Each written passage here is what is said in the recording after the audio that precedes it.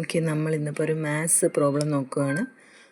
ഒരു metre two centimetre conversion വരുന്ന രീതിയിലുള്ള ഒരു മാത്സ്. ഒരു rope, there is a rope of 80 metre length, 80 metre നീളമുള്ള ഒരു റോപ്പ്. അതിൽ നിന്ന് നമ്മളൊരു പീസ് കട്ട് ചെയ്യുകയാണ്. അതിൻ്റെ അളവ് അവർ പറഞ്ഞിട്ടുണ്ട് 32 മീറ്റർ 40 സെൻറ്റിമീറ്റർ. അതായത് 32 മീറ്ററും 40 സെൻറ്റിമീറ്റർ രണ്ടും രണ്ടളവാണ്. അത് കട്ട് ചെയ്ത് മാറ്റിയാൽ ബാക്കി റിമൈനിങ് റോപ്പിൻ്റെ ലെങ്ത് എത്ര?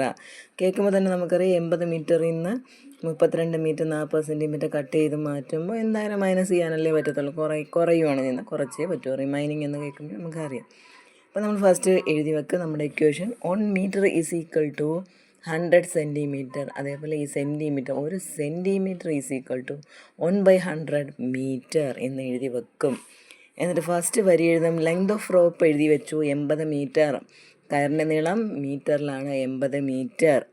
അടുത്തത് ലെങ്ത് ഓഫ്, അതിൽ നിന്ന് കട്ട് ചെയ്തെടുക്കുന്ന റോപ്പിൻ്റെ ലെങ്ത്, അത് രണ്ട് അളവിൽ ആണ് കിടക്കുന്നത്. ഒന്ന് 32 മീറ്ററും 40 സെൻറ്റിമീറ്ററും ആണ്.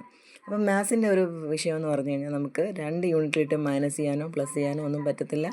ഏതെങ്കിലും ഒരു യൂണിറ്റിലോട്ട് കൺവേർട്ട് ചെയ്തേ പറ്റൂ. അപ്പോൾ നമ്മുടെ ക്വസ്റ്റ്യൻ മീറ്ററിൽ, അതായത് നമ്മുടെ ഫുൾ ലെങ്ത് അല്ലെ, റോപ്പിൻ്റെ ഫുൾ ലെങ്ത് 80 മീറ്ററിലായതുകൊണ്ട് തന്നെ നമുക്ക് ഈ 32 മീറ്റർ 40 സെൻറ്റിമീറ്റർ എന്നുള്ളതിൽ 40 സെൻറ്റിമീറ്ററിനെ കൂടെ മാറ്റി മീറ്ററിലോട്ടാക്കാനേ പറ്റുള്ളൂ. അപ്പോൾ 32 മീറ്റർ അവിടെ ഇട്ട് നമുക്ക് കൺവേർട്ട് ചെയ്യാം.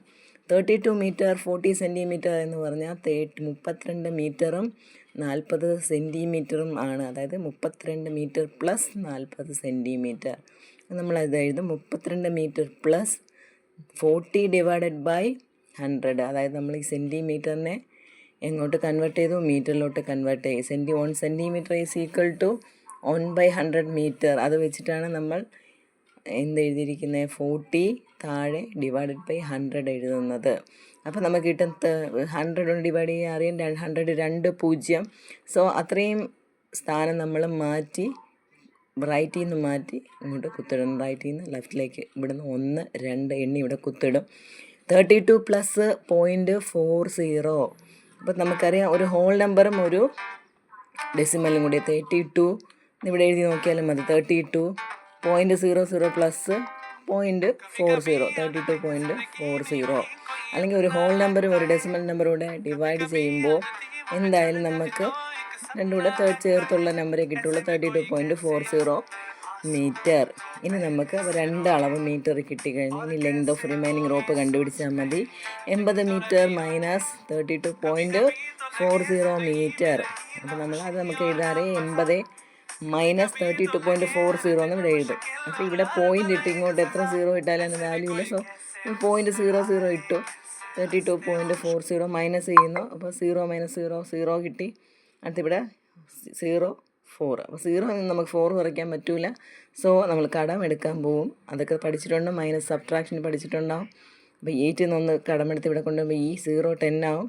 ഈ 10 നിന്ന് പിന്നും കടമെടുത്ത് ഇപ്പുറത്തോട്ട് കൊണ്ടുപോകുമ്പോൾ ഇവിടെ 9 ആവും, ഇവിടെ 10 ആവും. 10 മൈനസ് 4 6, 9 മൈനസ് 2 7. ബാക്കി ഇവിടെ നിന്നാണ് കടമെടുത്തുകൊണ്ട് പോയത്, അതുകൊണ്ട് ഇവിടെ 7 ഉള്ളൂ. 7 മൈനസ്